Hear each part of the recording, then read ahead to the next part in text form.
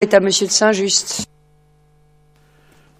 Madame la Présidente, Monsieur le Vice-président, mes chers collègues, nous n'avons pas siégé depuis 2 mois et je dois dire quand même que tant en commission permanente qu'aujourd'hui, en ce qui concerne le développement économique, nous restons un peu sur notre faim. Et ce n'est pas ce rapport qui va nous nourrir, parce que, bon, c'est un rapport fourre-tout, on l'a dit, et puis d'un intérêt quand même mineur, même s'il a permis à notre collègue Franck Marguin de faire un discours remarqué et remarquable.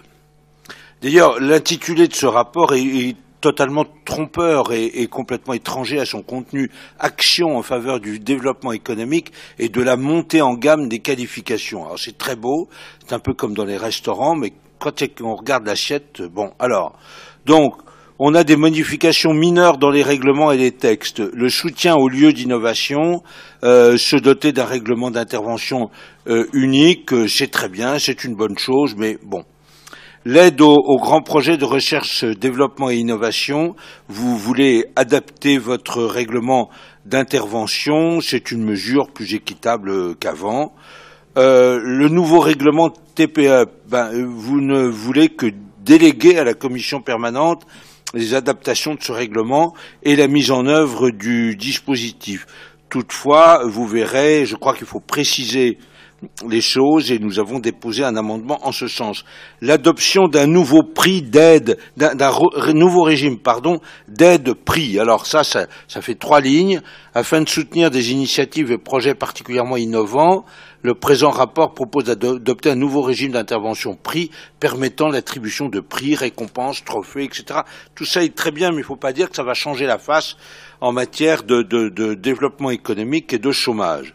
Bon, et puis après, on a une deuxième partie qui ne concerne absolument pas la première. On aurait pu avoir 2 rapports tout à fait différents. Le projet de convention investissement-travaux entre la région Île-de-France et l'association Éco-Campus du bâtiment.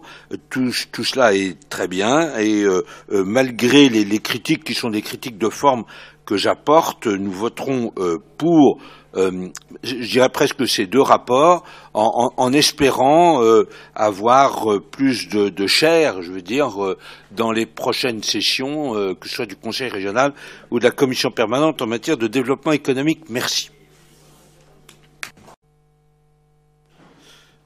Très simple, et on essaie d'améliorer un petit peu les améliorations. Dans le point 9, évaluation et indicateurs du règlement d'intervention TPE, on remplace l'évolution prévisionnelle de ses effectifs que doit donner l'entreprise par les mots suivants, un rapport d'activité. Elle donne un rapport d'activité annuel qui est porté à la connaissance de la commission permanente, qui donne le chiffre du nombre de salariés employés par le bénéficiaire au début de l'année considérée, ce qui a été mis dans la fiche projet, ainsi que le chiffre de ces mêmes emplois à la fin de l'année. Comme ça, nous serons plus renseignés, à même de savoir si l'argent du contribuable a été bien utilisé. Merci. Oui, nous allons voter ce rapport, mais avec 2 bémols. Vous nous dites il ne faut pas demander au TPE des rapports ou des papiers supplémentaires. Bon, très bien, mais à partir du moment où on bénéficie d'argent public, je pense qu'il faut s'assurer de sa bonne utilisation. Et puis aussi, j'y reviens un instant, ce passage dans la convention Éco-Campus, c'était l'amendement numéro 32, la restitution de l'intégralité de la subvention versée en cas de manquement avéré au respect de la charte régionale des valeurs de la République et de la laïcité.